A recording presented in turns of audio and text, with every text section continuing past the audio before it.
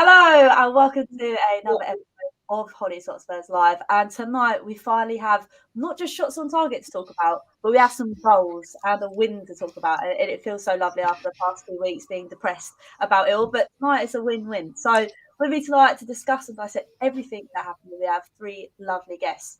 First of all, we have Becky. Becky, welcome to the channel. How are you this evening? I'm very well, thank you. Thanks for having me. Love talking Spurs, so I'll do it forever asks. And here I am. I love it. Thank you so much for joining us. And also, we've got Spurs Views, aka Dara, with us again tonight. Dara, how are you this evening? Yeah, I'm absolutely great, Hollie. Absolutely buzzing after the weekend. And glad to be here talking Spurs. Brilliant stuff. Love it. And a win. So it's even better. Win. And also, I'm joined by Karl from coys.com. Karl, how are you tonight as well, mate? Yeah, it can't be bad, can it, Hollie? Bank holiday weekend and Spurs win and score some goals. So what can be better?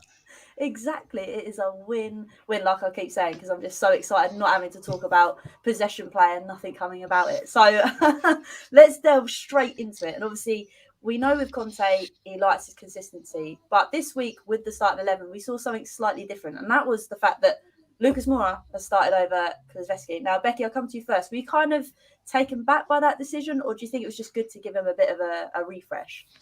A refresh is always good because he had no plan B, did he, last weekend? So we did need to see something different. But I think of all the sort of ins and outs that we'd sort of estimated, that was quite a surprise for me to see Kulusevski benched. I thought possibly Bergwijn would play wing back, but yeah, Moura was a surprise because he's used to playing in the middle and doing so well in the middle. If we think about the days when Kane used to be injured, Moura used to play in the middle.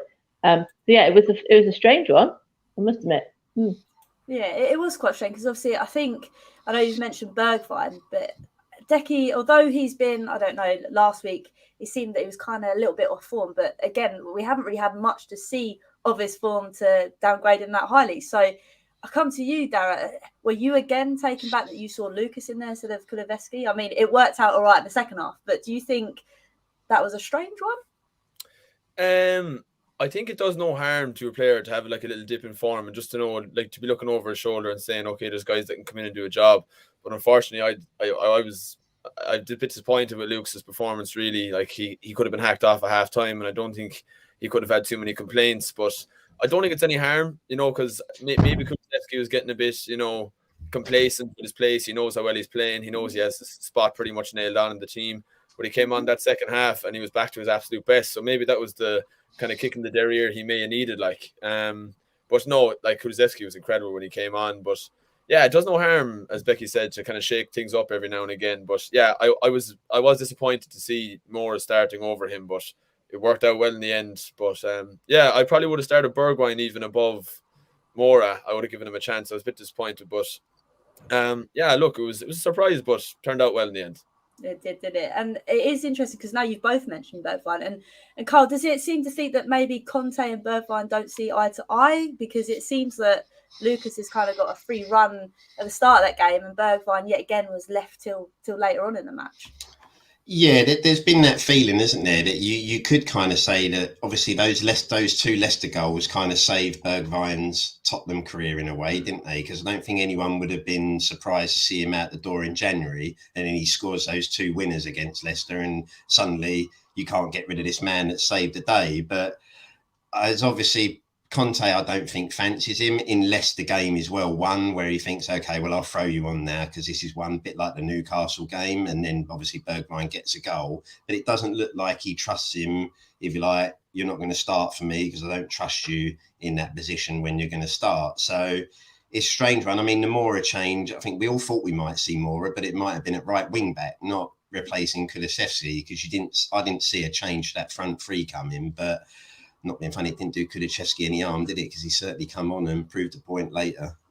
100%. And like I said, we've all kind of said that we were taken back by Lucas starting. But again, like Dara said, maybe it was a kick up the bum in a sense that your place isn't cemented.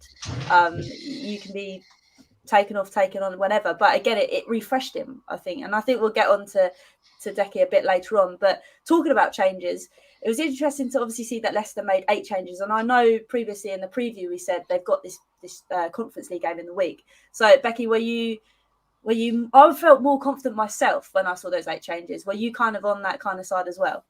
Yeah, I'm not sure we thought there'd be as many as 8, but I think we were anticipating that there were going to be changes. And it's strange. I've watched the rerun back this afternoon when we've got back, and Leicester had a good sort of 20 minutes, didn't they, in the first half, and really that was all they offered.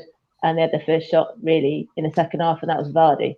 So yeah, even with the changes, they were a weak side, and we did capitalise on that. I thought we started very well, got going, and sort of deserved the win, and it to be as emphatic as it was. But yeah, they've got an eye on Thursday, and you can completely understand that. I think, wish we were in that sort of situation. Hopefully next year if we can manage to keep Conte, but I think that's enough of discussion for later on in the show or another time. But I think we all kind of knew there was going to be changes, maybe not so many, but again, I felt Tottenham, although the game obviously went well, Dara, I think it was Daka that had that first shot, wasn't it, that hit the post, and I thought they started okay, and I was a bit panicking like you always do when a Spurs fan, but it was interesting to see how the first goal that we came, everybody kind of settled down a little bit, didn't they? Yeah. Oh, yeah, big time. I think what we needed to see was more intensity. I think obviously the players kind of feed off the atmosphere as well. I think everyone was trying to be as motivated as possible at the start of the game. I think after about 5-6 minutes, you noticed that the crowd just got a little bit quieter when Leicester started coming onto us a bit more, got a bit more possession. Yeah, but once that first goal went in, when we get that first goal, teams kind of open up and they come against us, and that suits us completely. So I think once that first goal went in, we kind of, said to ourselves, okay, we could probably win this one if we just hang on until half time, because second half seems to be where we're scoring all our goals this season. So getting that first goal was huge, especially after the previous 2 games and not getting a shot on target. I think everyone was nervous about the trajectory we were heading in. So yeah, to get that goal in the manner we did, and for it to be Kane and Son, it kind of lifted the whole mood of the place. And yeah, you could definitely see a change in the way the team were playing, and the mood of the crowd certainly changed after that goal went in. And it was brilliant. It was brilliant for Harry to get a goal, brilliant for Sonny and Kane to get back with that connection again. Yeah, it was massive. 100%. And Karl, it was a corner as well, wasn't it? I mean, how impressed were you to see a corner go into the back of the net? Yeah, well, we don't often see many set plays work in our favour, do we? So, I think sometimes when it goes out for a corner or that, you think, oh, well, okay, we'll wait for this to get cleared. But it was a well-worked corner, wasn't it? Harry makes a great run. And it just goes to show that if you can put the ball in the right place and you've got players making good runs, then stuff can come of it. But it is an area we need to improve, because, those top teams, that they're always scoring goals from set pieces and always dangerous. So yeah, it was good. It was a great header as well from Harry. No panic there, free header, keeper no chance. And whenever we go 1-up, everything just settles down. I always say, if we can always score an early goal or go 1-up nice and early, we're just a completely different team than when the game stays 0-0 for long periods. It just kind of like, we're on the back burner, even though it's 0-0, you just know that something's going to happen. But like I said, we were lucky not lucky. It was a well-worked corner, and obviously it's been working on the training ground, so to speak. I just want to pull this up from Anthony. Anthony, thank you for your super chat. He says, I was surprised too, but I assume Kulusevski was being rested when he came on. He was on fire, and his energy affected the whole team. And I think we'll get on to Becky now. Thank you again, Anthony, for your super chat. The impact that he had off of the bench, didn't he, Becky? The fact that obviously not just what he did with the ball, what he did off the ball. He was winning the ball back for us constantly. The work rate was high. And it did kind of remind me of the work rate Lucas Moura kind of used to possess, but it doesn't seem to be at that level at the moment. So what did you thought when that man came on the pitch? Yeah, the difficulty is the Bergwijn and Moura have is every time they come on, because they have such short minutes now, they've got to make instant impacts. And it was a shame. It was a missed opportunity for Lucas because he started. But yeah, as soon as Cooley came on, like you said, the intensity ramped up. You could feel it in the crowd. But as soon as he got the ball, everyone was like, "Go on, go on, go on!" And he takes players on, and the way he kind of crossed it in for Son for the first one, and the kind of vision that he's got, and we just I think whether Antonio Conte benched him or was kind of resting him, I'm not sure, because we forget that since February he's come in and played so many matches, and he was probably just due a bit of a rest. I'm not so sure he benched him to see an improved attitude. I think he just needed a rest. And you could see that when he came on second half, it was just a huge, huge change. The tempo was just right up there. And to then have past the Sonny second goal, you just knew then that the game was won really, and it was a case of how many were we going to get. And that was down to Kulu. 100%, and that's the thing. We've needed a player for so long that can come in and make that change instantly. And like you said, he's played so many games where he started, and now he's doing it off on the bench as well. And Darragh, like I said, he's only been here since January. How nice is it to have a player that's got 3 goals and so many assists already in the Spurs team? Yeah, it's absolutely massive. He's himself and Bentancur have changed our season, really, to be honest. They've started straight in. They completely understand Conte's tactics. You can see they really respond to him well. And I thought Kulusevski was enormous for us yesterday when he came on. He completely changed the game for us. Just his ability to take on a player, his calmness on the ball, his strength, his creativity, his dynamism. He's just class. He's absolutely brilliant. And you'd nearly forget he's 21, or did he just turn 22? Like, it's crazy. He shows such maturity for someone who's so young. And he's absolutely class for us, in fairness. And yeah, those 2 assists yesterday, albeit they were passes or whatever, but he has to be there to make those passes. And I'm not so sure that either Lucas or Bergwijn would have been able to do that. And even that skill that's been all over the internet since then, that little flick past Luke Thomas and then that cross over the top to Højbjerg. I mean, that's world class. It's just brilliant. And those kind of things really lift the crowd and, it changes the whole tempo of the team. It was just fantastic to see. So, yeah, I think Kulusevski slotted perfectly into that front 3. He's more of a creative player probably than Sonny in terms of the assists. He put bigger numbers than Sonny already, which is crazy to think, really. And, yeah, he's been absolutely massive for us. Such a blessing getting him in January. 100%. It's just, Karl, I hope that he maintains it. But, again, we've seen him not start. He's come on and he's proven a point. It just kind of shows that, like Darragh says, he's only young. The ceiling must be as high as he wants it at the minute. Yeah, it's amazing. It's amazing what you can do if you bring in some quality in January rather than potential, isn't it? If you bring in some class, then what impact that can have on your season in such a short space of time. I don't think he was rested. Personally, I think Conte was trying something different to change it up after those 2 blanks and thought maybe this is the change that might work because you're not going to drop Son or Kane. But it obviously backfired.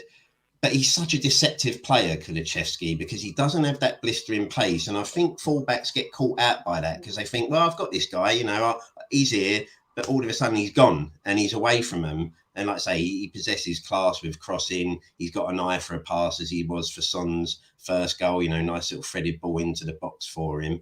And yeah, you've got to say, we've got to snap him up in the summer because I think if we don't, the money goes up even more next season, and you've got to think, given the form he's shown so far in his short spell, Juventus will obviously want a little bit more for him. So we should this is a player we should definitely make that loan a permanent move because yeah, he is class.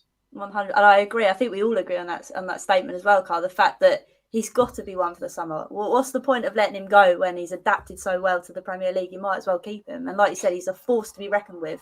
Where we've got Kane, Son, and obviously Becky. I want to move on to obviously Sonny because I think he was pretty much man of the moment yesterday with the goals he managed to possess. I mean, we'll get on to the third one, but sticking on the second one, the way he managed to get that pass from Kulusevski and then swivel Becky, it was just, I mean, I can imagine it was sensational to see it at the ground. Yeah, and the way his body shape was so that the defenders didn't know which way he was going to go. Was he going to go bottom corner left or was go opposite corner? Yeah, he's just I think that often Sonny is great when he doesn't have to think about it and he just gets on with it. But he actually did think about it quite a bit yesterday. Said which position he was going to play it. But yeah, it just like you said, the swivel was just superb, and then to slot it in the bottom corner, and the place went absolutely wild because, like I said, I think they knew that. Luckily with Romero and Dyer and that kind of stability, we don't lose 2-0 leads, or we haven't done for a while now. So you could tell that felt like that in the ground. And I think, like we've kind of alluded to all night, that the fact that the lane was rocking, and I think it's been so frustrating those last 2 games where everybody's like, oh, come on. And yesterday they did put on a show for us, and they did manage to get the win. And obviously sticking with Sonny, I don't want to then go on a bit of a moan, but it seems when the team's playing well, Sonny is playing well, Darragh. Because I know in recent weeks he has had a bit of, and I'm sure the whole team have had a bit of a talking to in that kind of sense. But again, he showed up yesterday, whereas the last previous games hasn't really been there. But then I suppose you could argue, and was the rest of the team. Yeah, no, absolutely 100%. Like, I think when Kane and Sonny are firing, and it's a big cliche, but when our two best players are firing, it just sends shockwaves to the rest of the team. It's like, oh, these guys are our kind of our leaders, our motivators. They're like, I think the team would know themselves. They're our two best players. Without them, we wouldn't be halfway where we are in the table. So when they're playing well, it motivates the rest of the team. It's going to motivate the team. You know, when you see your top performers playing well, you know, you want to perform even better because you're saying, okay, I don't want to let these two guys down. They're after getting the goals for us. So we better do our jobs. You know, we would concentrate even that extra 10%, you know, it makes a huge difference. Especially in that Brighton game. Say if we got a goal in that game, the defense, you know, there's a bit more pressure on them to say, okay, they've got a goal, like we had our goal, and then they might have been more inclined to defend better before that, whatever unfortunate 89th minute winner or whatever it was for Trossard. But yeah, no, it was massive. And like Sonny's third goal, I know we're probably going to get onto anyway, Hollie, but it was just outrageous. And there's not too many players in the league that can do that with their supposedly weaker foot. That just, scandalous. I mean, it was just unbelievable. And Højbjerg's reaction said it all. It was just incredible. Strikes like that, you know, they live long in the memory of every Spurs fan. So yeah, it was massive for Sonny yesterday, massive for the crowd and the team. Yeah, 100%. I'm glad you have mentioned the third goal because it was disgusting. Like you say, it was supposedly his weaker foot and he still manages to curl it like that. I mean, Karl, I don't know what else you want to say about Sonny. I mean, like we said, it's a bit touch and go now again, but yesterday, I think he's underrated. I think a lot of teams in the Premier League, they don't necessarily rate him as highly as they should do. It seems strange because I always get the feeling lots of teams rate him as our best player. You know, I was speaking to a Liverpool fan in the week who's saying like, well, we'd have Son, but he's the only one from your team. And you're like, you're not taking Kane as well then? No, not at all. But they are the players that if they're on fire, you know, we're going to do well. You know, you can tell straight away if the game starts and you can see Kane and Son look sluggish, you think, oh, we're in trouble today. But when you can see those two are on it, looking lively, buzzing around, you feel confident and you think, yeah, okay, we're in with a chance here.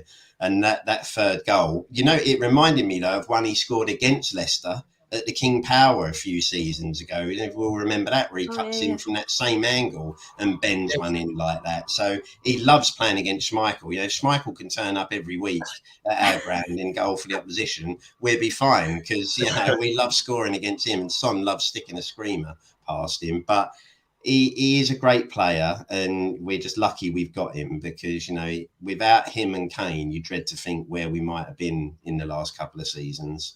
100%, like you say, they kind of dragged the team through. I know, obviously, the last two games haven't been great, but again, it just shows when they are on fire, they really are. And obviously, I think Son's now scored a combination of 27 goals and assists for him alone. So it just shows that whatever's happening is working, and it's nice to see. And it is interesting. I want to just go back to Kane because it is interesting you mentioned Kane, Karl, because I thought at the start of the game, Becky, he looked like he was holding up the ball too much in a sense that he was trying to do a little bit too much. And I think we've seen that in recent weeks because the team isn't playing to where they should be. But then, like we said, the goal goes in and then we're fine. So do you think now that Kane's just a bit more settled, that obviously that game's under our belt now, we've got 3 points and we've got to look ahead to what's coming up?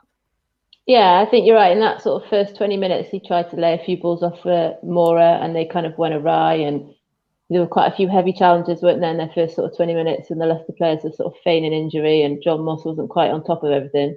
But then I think once that corner, it kind of settled everything. And also about 10 minutes later, we had a very similar corner, a very similar situation, and it went to the defender from where Kane was standing from the first goal. So they'd obviously been practicing set pieces, and you could see there was a little bit more kind of link-up play. But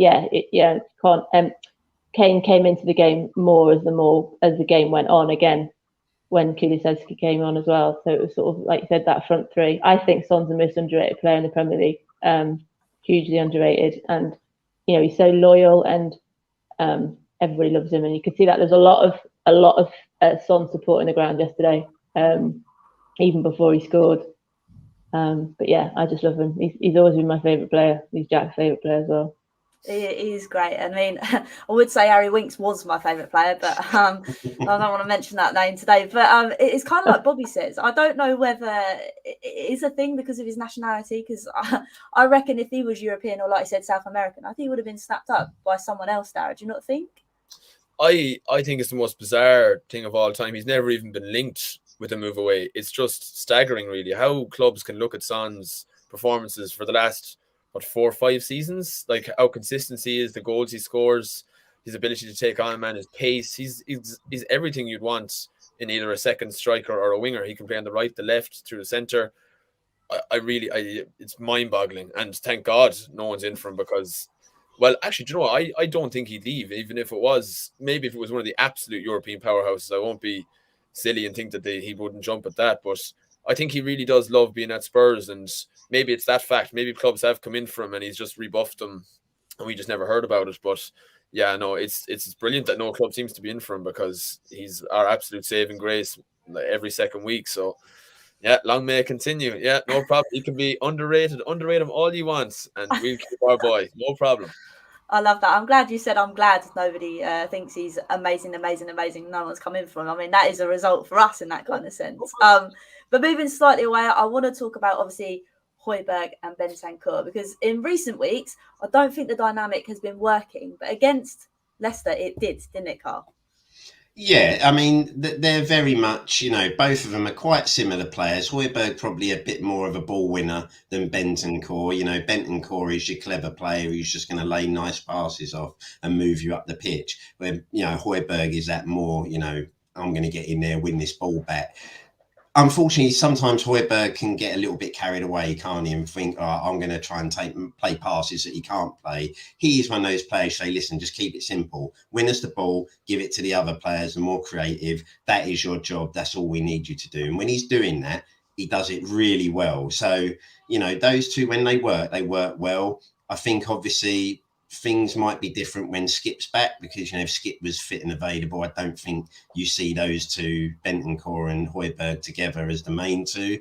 But neither of them do their cause any harm. They've had great games, they've also had some poor ones, but then that's been the nature of how we've been for a lot of the season. Very inconsistent. So it's hard to pull one player out and criticise them too much. But when Højbjerg does the simple things, that's when he's at his best for us. And Bentancur, he's just a class player, because he's just aware all the time of what's around him. And it's not those, Glenn Hoddle type passes. With him, it's just the clever passes that basically set someone free and move someone into space nicely. And I think we saw a lot of that. Obviously, like you said, Højbjerg's the one that does the nitty-gritty stuff, and Bentancur's the one that will fizz it. And Becky, I think it's refreshing that we've got a player like Bentancur, because it is sometimes we just need someone to pick the pace up a little bit. And I think his passes do that. And because Leicester didn't pack the midfield, we always knew there was going to be a little bit more space in midfield than there had been against Brighton and Brentford. And they did capitalise on that. Obviously, like I said, there were some sort of niggly fouls and things that were kind of riling Bentancur a little bit. But once he kind of rode that and went from there, he kind of gained strength from strength, really. And then that kind of the momentum within the team built as well. I really like Bentancur. I think he's a real asset, and like you said before, I think him and Skip will play really well together.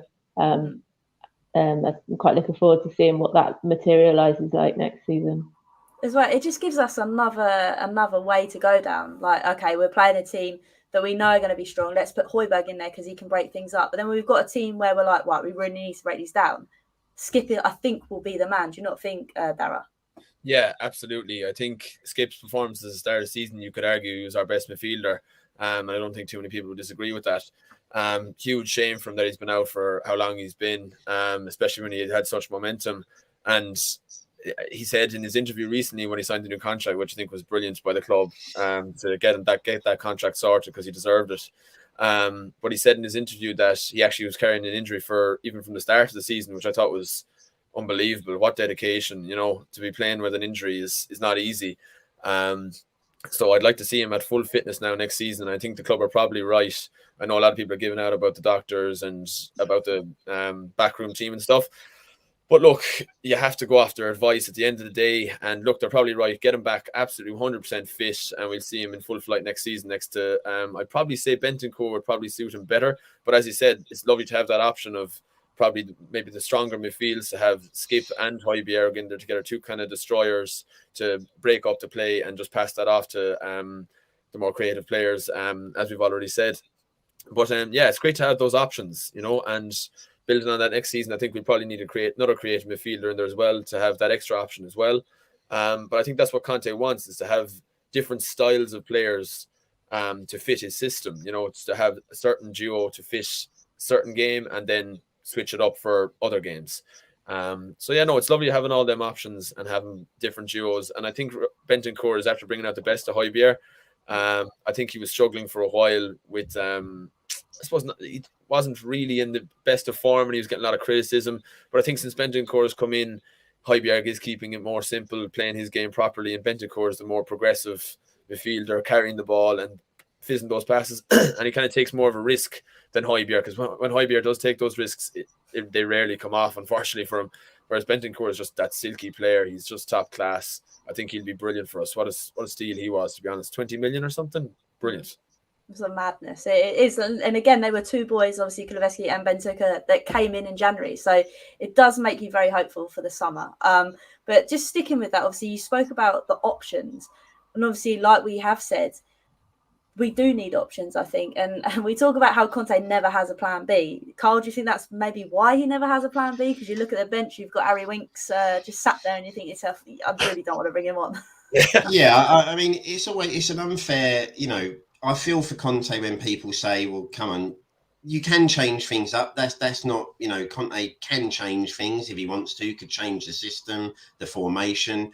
But as he said himself, you know, when I look to the bench and I suddenly see more Bergwijn as my real game-changing attacking options, do any of us feel that confident that they come on and suddenly change a game over and win us a game? I don't think so. You're not going to suddenly say, well, I'm pulling Son or Kulusevski off for these two. Are they going to do any better?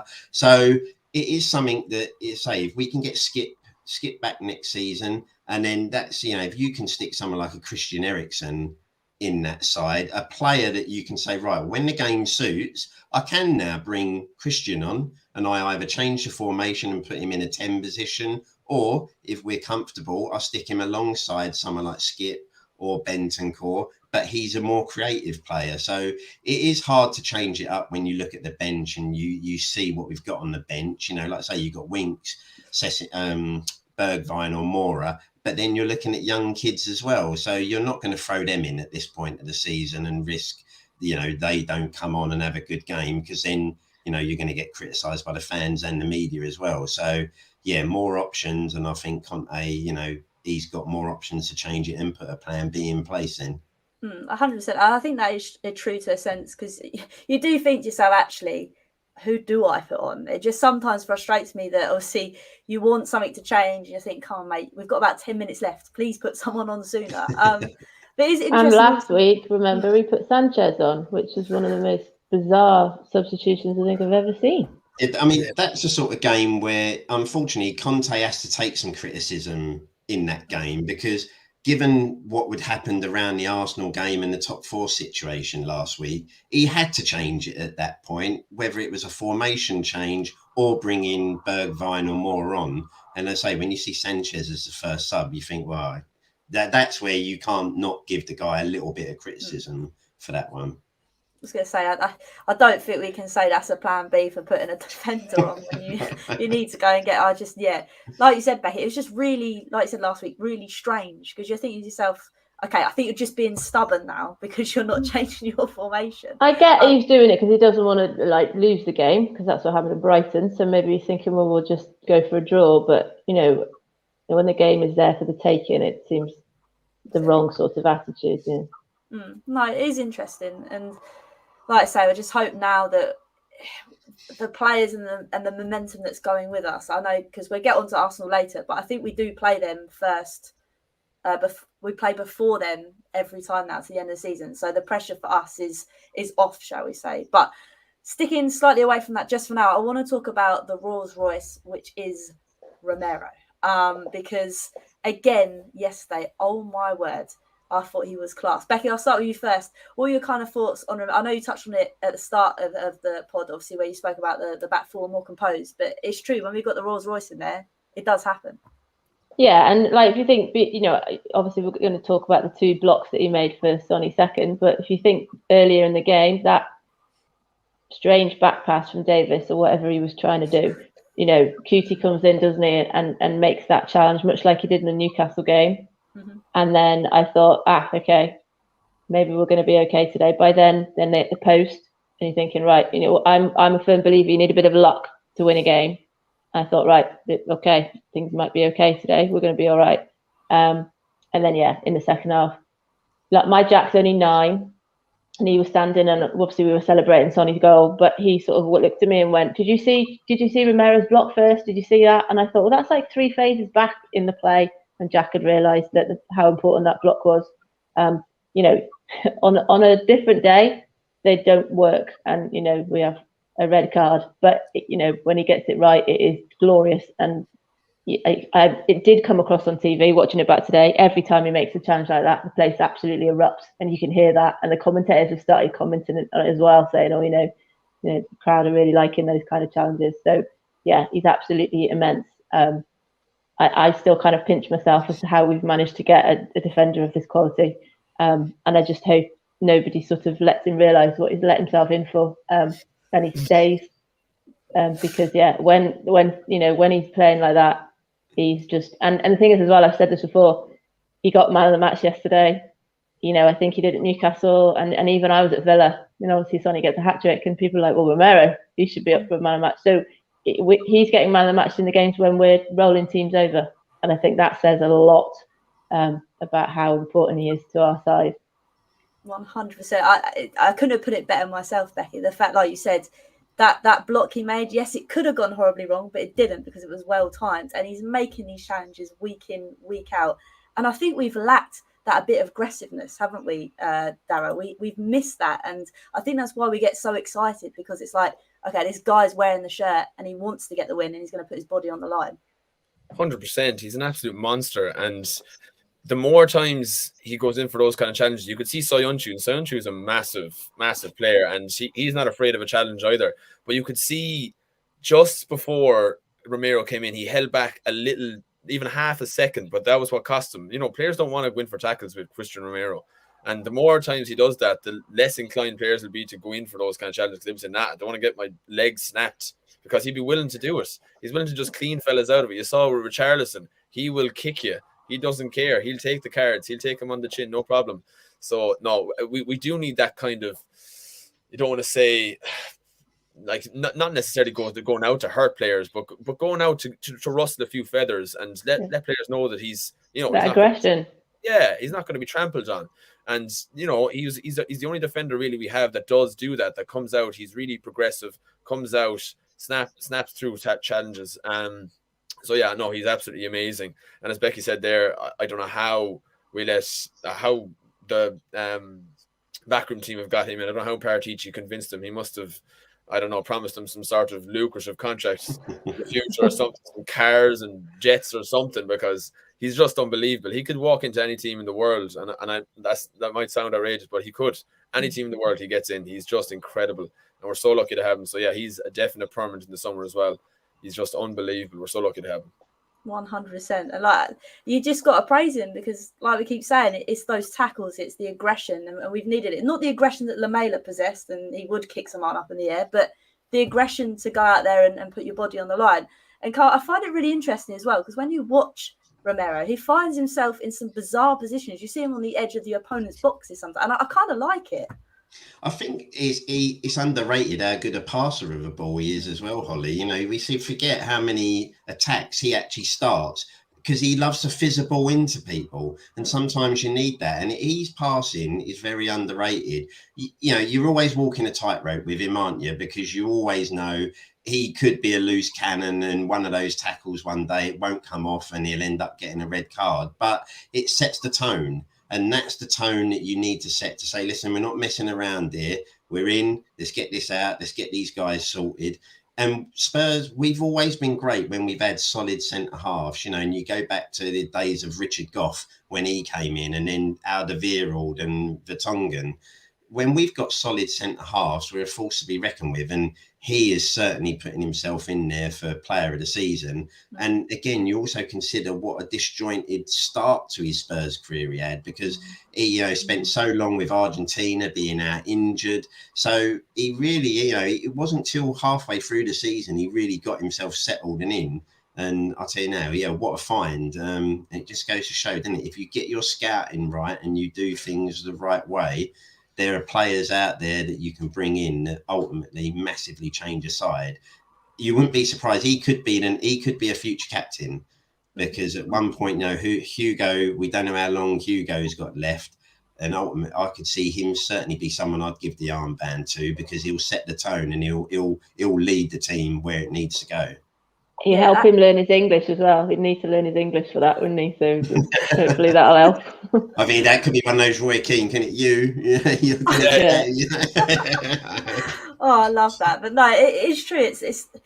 He's like I say, I don't know how we've managed to get him, but like you said, rather than going for young potential players that could potentially become good, we've gone out there and decided, actually, we need a good centre back. Let's go get one. We need someone that can hold the midfield. Let's go get someone good. And I hope that obviously continues in the summer, because I think we would kind of need it to. But before we move away from Romero, I do want to talk obviously about the companion next to him, and that is Dyer, because the start of the season we were all laughing and joking, but he has managed to maintain this great positive outlook in the sense that he is playing well. And I think that does because obviously Romero's been there. Do you not think as well, Becky? Like Romero's, like we said, set the tone, but he's managed to lay that across the back line. You can see between them, there's quite a bond between them now already. When he went down toward the end of the second half, he injured, didn't he? He went in for that thing on Schmeichel. And Dyer's kind of going over and checking on him, and you can sort of see there's quite a good kind of bond there. I've not ever sung at a home game to put the Dyer song, and that kind of ran around the stadium, sort of, I think, about 10-15 minutes from the end. So that was quite nice, and I thought, well, that's the crowd's way of saying, yeah, we do believe in you, and things are going well, and keep working hard. He's seen out about 6 managers, Dyer, so there must be something right that he's doing. And certainly Romero is a good. But I thought Davis played solid yesterday as well. David doesn't set the world on fire, does he? But he's consistent, and the 3 of them are working well. It's just what happens if one of them does get injured, or if we've got bookings building up and that sort of stuff. That's the bit we do need somebody else in the summer. 100%, and I think that's the thing. Rather than being like, right, I think Dyer's going to be our number one, we need to go out and get someone that's better. I think that's the problem we've been doing. Obviously, you look at the right back situation. We had like the likes of Trippier, then we go get Serge, and then we go get Emerson. Like, it just shows it's. I feel like it's been and I don't want to be too harsh on Emerson, because I think he was played all right against Leicester, but again, I feel like we need to go and get someone a bit more quality, Dara. Yeah, 100%. Sometimes you can just tell with players whether they're going to slot in or not. Again, like Emerson is young. I do kind of feel sorry for him, because he's kind of been a scapegoat this season. But listen, he just hasn't been up to the standard at all.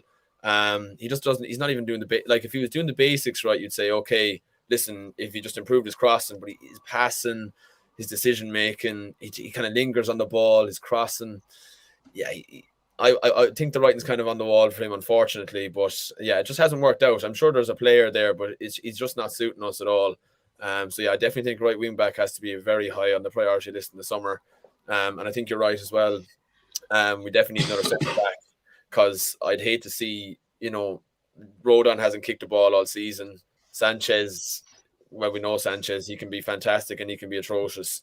And like, you can't have that flip-flappy, oh, I might be good this week, I might be terrible the next week. If you're going to be gunning for top 4s, it's just not going to work. As we saw when Sanchez was a consistent centre back for us, I don't think we got top 4 once. So yeah, I just think we need more depth in there. And I have to praise Dyer this season. I think he's probably been our most improved player from where he was to where he is now. I think he's been brilliant, but I do think that having Romero in the side has definitely made him more assured of his, like, you can see he's making way less mistakes. He's a lot more confident bringing the ball out. He's taking more risks with his passing, he's spraying balls, which he probably wasn't going to be doing if it was Sanchez and Davies, because he'd be more like, okay, I have to play it safe because these guys could do anything. But with Romero, I think you're a bit more sure of what you're going to get on the day. So yeah, Ramiro's been huge for Dyer as well. But yeah, you have to commend Dyer. I have to say, I would have no qualms about him starting again next season, but I definitely think we need another option at the very least to come in and at least be of Dyer's current standards or even better. I think that's true. Like you said, Dyer's done well, but to progress more, we need to get someone in that's obviously better quality than Dyer. But obviously, just staying on the Leicester game quickly, obviously we did concede right at the dire moments, and it was really annoying, Karl. But you can't really condone that goal going in because we were classed the whole game. Yeah, it was. I think it was a poor goal that I think Hugo will probably look back on and be a little bit disappointed with when they look back at that, because he gets a hand to it. It's not like one of these 30-yard screamers that's top corner. It comes through some bodies, but I think Hugo ultimately, when you look at the shots he can save, I think he'll look back on that goal and think probably should have done better there and kept that one out. But thankfully it didn't take the shine off the day, and it didn't cause us any problems in the end. So we'll give them one, won't we? Yeah, consolation goal. But obviously with that game done, unfortunately Arsenal obviously won their game, which was a bit annoying. But it means we need to get a result against Liverpool, don't we, Becky? And one of those games you're thinking to yourself, it's at Anfield, and you're like, oh, lovely. But with Tottenham, we seem to struggle against the teams we should be beating, but do really well against the teams that we don't win. So have you got a little bit of hope there that we might go and get a result? I've always got hope. Sometimes it's blind hope. But one of our best games this season, I thought, was the Liverpool game. And we played a different formation as well. If he's not going to play that formation, there's going to, like I said before, there's going to be needs to be some luck. I'm going to that game. We don't often have a lot of luck against Liverpool, but we don't get hammered. We don't have matches where we get hammered. So I'm quietly confident. It's like we just said, can we string 2 strong performances to get again back to back? And then if we can, anything's possible. They didn't roll Everton over and they didn't roll Newcastle over, but those 2 teams played quite defensive first half. And then, as Liverpool can, they made the changes and it went from there. So, so the longer we can keep them out, I think us scoring first is vital. And then, we go from there. But it's a shame because, 6 weeks ago we were saying this was a free game and it didn't matter what happened to Liverpool. But it's not now. Even though it's still in our hands, we probably do need to get something from Liverpool, as difficult as that may be. It is, like you said, it's so frustrating to think, like you said, not a throwaway game, but it was a game that if we couldn't get a result, it wouldn't really matter. But now it's come around the corner and it's like, actually, we need to get something here. I just want to pull Anthony's super chat up. Thank you again, Anthony, for this super chat. Spot on about Dyer's stability is good balance and Ramiro's dynamic start, except those one-touch passes. And I think that is kind of true. Like, we've spoken about Dyer in the sense that he's come up, but again, if he keeps doing the right things, it's perfect. If he does something silly, it's not so great. But thank you again, Anthony. Going back, obviously, to this preview against Liverpool, and we've kind of said it something needs to come out of it. But like we said, and like you said, Becky, they were close games against Everton. And obviously, Everton had a lot to fight for, but so have we. And obviously, Liverpool are trying to push for the league. So I don't think, Darragh, it's going to be one of those games that's going to be as wide open as some people think. Yeah, no, I can't see it being a massively high-scoring affair, let's say. But I do think we definitely stand a huge chance. I think their style will actually suit us to play against. They play a really, really high line. We know that. Kane is fond of those really, really, like I could definitely see Kane dropping deeper than he has been in the previous games, spraying those balls over the top to Sonny. So yeah, no, I definitely think we'll score. I'm going out on a limb there and saying I definitely think we'll score. And I think if we do score, that'll really shake their boots, But yeah, Liverpool haven't been rolling over teams. There's a lot riding on the line for them as well. They're going for quadruple, which probably, like, obviously I don't think that'll happen, but they're still going for 4 trophies. There's a lot of pressure on them, and eventually they have to fall at some stage. I don't think they're gonna win every single game from now to the end of the season. So hopefully it's us that they were the banana peel for them. But yeah, we have been really, really unfortunate against Liverpool in the past. I mean, you only have to go on Twitter or YouTube to see some of the decisions and the misses and stuff. It's just been outrageous. So we are due some luck in this game. So yeah, hopefully that comes on Saturday. But yeah, look, it's a scary enough prospect because look, they're either the best or the second best team in the world at the moment. So look, it's always going to be a difficult game and a tense enough atmosphere. But look, if we go out and we show what we did in the second half against Leicester, and we've shown in games against the likes of West Ham, against City, against Liverpool at Christmas, every chance we can get a result, not only a draw but a win. But yeah, look, we'll see what Tottenham turns up. And it is interesting you say that, because it does seem to happen. If the Tottenham that, not say can't be bothered, but if the Tottenham turn up that are going to get rolled over, you know exactly how it's going to go. But having, I think it was Graham Robertson a few weeks ago, he said, or Mickey Hasn't, I can't remember, but they were saying how these type of games are the games that players want to get up for, Karl. So with that in mind, it's not your Brighton, it's not Brentford, say, it's Liverpool. So with that in mind, do you think with that mentality, Tottenham will turn up against Liverpool away from home? Do you know what I think the biggest thing that will help us? Liverpool won't change their style of play to play us. So a lot of teams adapt the way they're going to play us and come pack out, change their tactics. Liverpool are not going to do that. They're going to come and they're going to attack us. They're going to play their high line. They're not going to be scared of us. They're going to be more concentrating on what damage they can do to us. That is brilliant for us because Kane will be allowed to do what Kane does. Son can do what Son does. And, you know, I think if we get the first goal, I think it's a bit like the City game. The confidence comes, the chances all come. No one gave us a prayer in that City game, but look at the performance that came. And again, I think that's because that was a team that were not going to adapt and try and try and adapt to the way we play and stop what we do. They're more worried about what they're doing. And that's great for us because, you know, we can do what we do and we do that well. This title race has got to be blown open at some point. Someone's going to drop a point that then suddenly, you know, is the big story. Why can't we be the ones that go to Anfield, create that story? And what a momentum swing that would be, because this is the game that Arsenal are looking at to kind of go, once Spurs lose that, that's it, we're in. If we go and win that game, it will be like when they beat Chelsea. It just kind of puts that element of doubt in your mind and can swing momentum. So I'm not that unconfident about this game purely because I think they won't change to try and stop what we do well. And I could see us getting something out of that game, even if it's only a point. A point is a win to me, to be honest, if we get a point out of that game. Especially this far on in the season, like you say, getting anything from Anfield, I think will be class. And like we keep saying, obviously Arsenal play after us, so that means the pressure's on them again. And I'm going to do the great old thing, which is obviously a score prediction. So Becky, I'll come to you. I don't want you to jinx it or anything, but what's your kind of, after everything we've spoken about, what's your kind of thoughts? Okay, 2-2, but hopefully better. But I'll say 2-2. I like that. I would play it safe as well, to be fair. I don't want to jinx it either way. Darren, what's your kind of thoughts? What are you going for? I am going to say we win a 2-1. Oh, I like it. And Karl, what are you thinking as well? Yeah, 2-1 was what I was going to go for. I think we score first, they'll level it, but then we'll nick it late on in the game.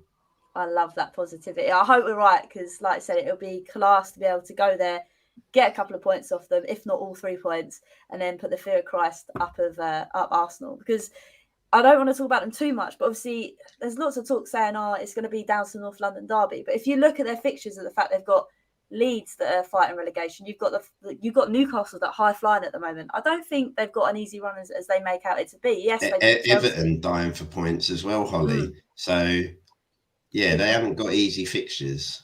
Right, and like you said, it was a mad result against Chelsea, and obviously West Ham was annoying. But when you're playing a team that are fighting for something that means they stay in the Prem, I think it's a whole different ball game. Yeah, the key difference is West Ham and Chelsea, you know, and Man United are a mess as well, is that you don't know what's going to happen, whereas Leeds, Everton and Newcastle are fighting for their own points. They're doing it for themselves. I just think the West Ham and Chelsea, there's different agendas there, and they're not, you know, the true representation of what the fixtures should have been, whereas Leeds, Everton and Newcastle, you know, they want it for their own fans, they want it for their own position, you know, pride, all of that. So there will be different fixtures. I think Arsenal might draw some of them, which will help. So that if it does come down to the North London derby, it's down to goal difference as well, which is why it was a shame we conceded yesterday.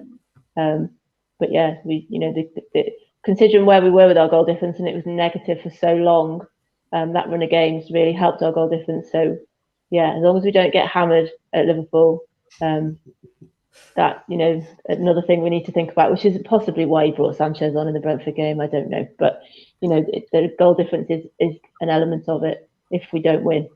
Like I say, I don't think I can ever understand that Sanchez decision to bring him on. I don't think we'll ever know. But like you said, obviously Liverpool will be difficult, but I can't see it being a complete whitewash. I think there will be elements of us getting in the game, and we could take all 3 points. But like I say, it's good, not therapy tonight, but it's good to have a discussion about a win, because obviously the last 2 weeks have been horrendous, and it's nice to talk about some goals.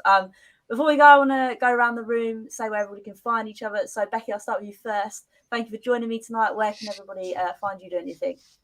On Twitter, my Twitter handle's down here. But yeah, at the matches as well. You'll see on my bio. If you see me and Jack, give us a wave.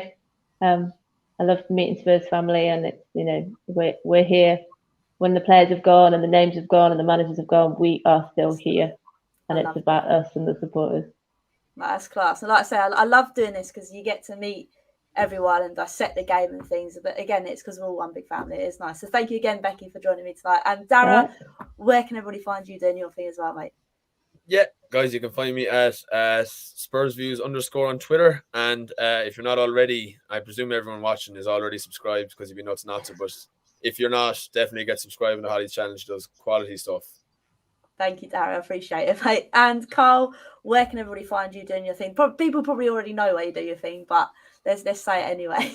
Yeah, so obviously we're on Twitter, and then obviously quiz.com. We stick a show out every Monday after you holes, and I know you're coming on soon for our 100th show. So yeah, but Hollie's definitely worth a follow and a subscribe. Great stuff, and looking forward to getting you on our show soon, Hollie, for that 100th episode.